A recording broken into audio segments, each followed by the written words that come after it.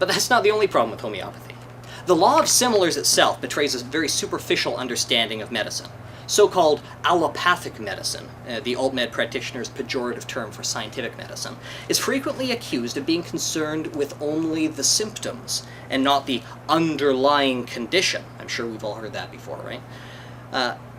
This is patently absurd when one considers homeopathy's purported method of action, which involves the assumption that there is some fundamental connection between a disease and a substance that happens to produce similar symptoms.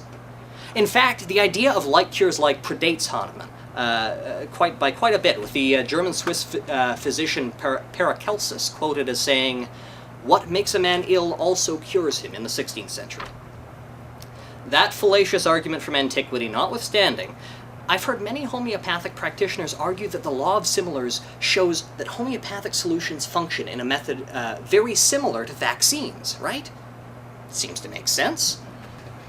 A vaccine introduces an incapacitated pathogen to the body's immune system, in a very real way teaching the immune system how to deal with that particular virus. A homeopathic remedy? Well, doesn't do much of anything. To get around this little inconvenient bit of math, homeopath Jacques Benveniste proposed in 1988 that water has memory, and presumably alcohol does too, and was capable of remembering substances with which it had come into contact. Benveniste was a little shaky on the details, and it continues to remain unclear how, even if the water did remember a substance, it could influence the body in any way with such a memory. Well, Benveniste published several trials that did have positive results.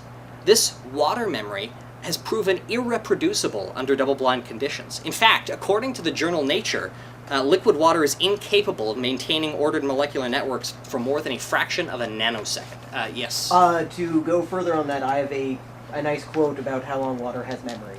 Please go from ahead. A friend who's taking courses and had to learn about homeopathy. So, water memory has been shown to last for at most approximately 1 picosecond. By comparison, it takes a 3.0 gigahertz CPU approximately 330 picoseconds to add two numbers together.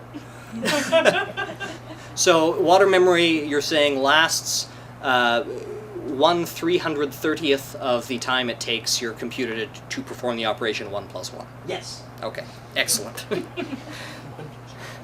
Oh, also you're 5 minutes over. 5 minutes Over. over. Good Lord. Okay, let's finish up.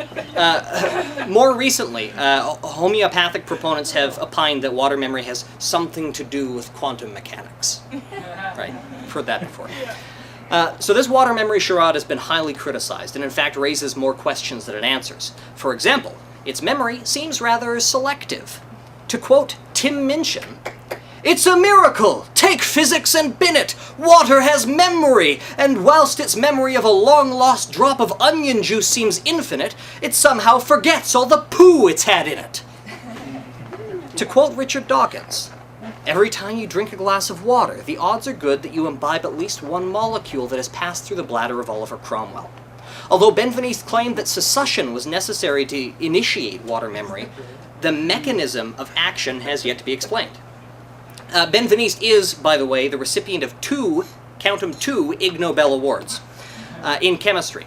The first in 1991 was for being a, quote, prolific proselytizer and dedicated correspondent of Nature, the magazine, for his persistent belief that water, H2O, is an intelligent liquid, and for demonstrating to his satisfaction that water is able to remember events long after all traces of those events have vanished.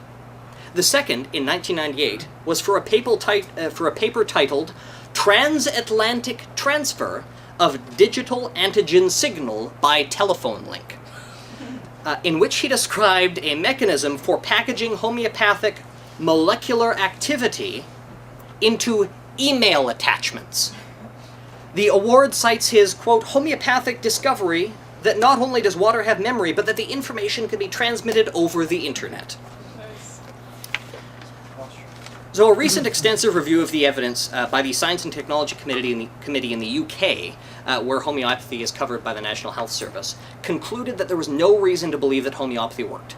While regulation of such procedures in the United States is nominal, Health Canada's Natural Health Products Regulations, under Canada's Food and Drug Act, is responsible for overseeing homeopathic remedies in Canada.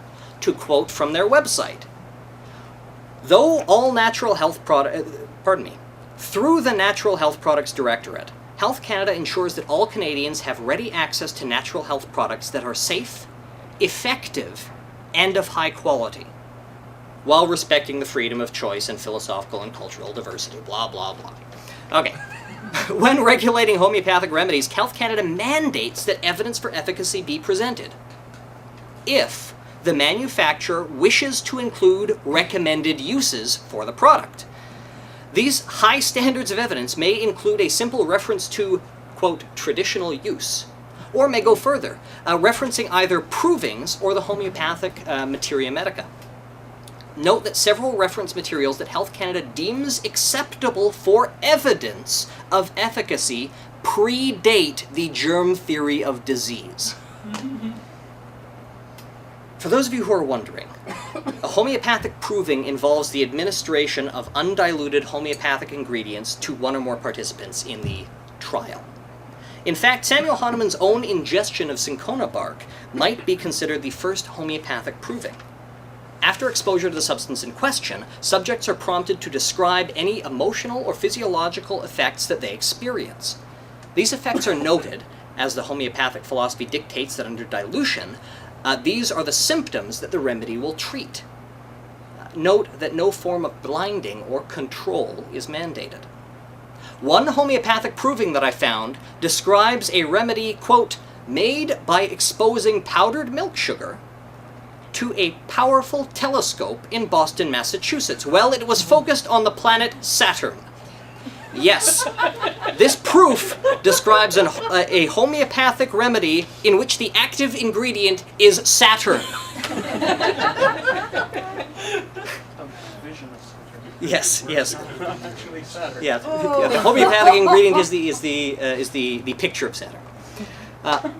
Things are further complicated when companies bypass the standard Health Canada or FDA approval process by claiming that their product is homeopathic, when in fact it contains dilutions of only 1 or 2x. This can pose a problem when the active ingredient is dangerous, as was the case with Zicam, for those of you who remember. Remember what happened with Zicam?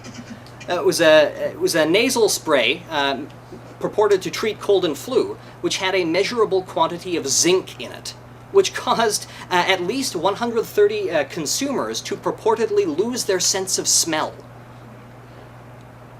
I'll finish up by quoting Perry DeAngelis, the late Perry DeAngelis, former contributor to the Skeptics Guide to the Universe. He said, "Are you sure that the law of infinitesimals refers to dilution, and not the IQ of adherence to this theory?" Thank you very much. I have a really quick question. Yes. So they started selling these things as like the dog feces and pheasant's eye, like not dilute, and then he's like, oh, no one will take this. Maybe I'll just put a lot of water in it. I don't know that they started selling it that way. I don't know a lot about the past economics involved with homeopathy. But that's how it started, with just like with undiluted stuff, and then. Yeah, he came up with the like cures like before he came up with the serial dilution. Okay. Just a comment. If you go to the Canadian Homeopathic Association's website, not all of what you said, but a lot of the history of it, they just plainly explain it the way you did. Yeah. It's actually kind of surprising to me that they're that forward about that, but they are. It's not a secret. Yeah. It's just crazy. Sure is. All right, so.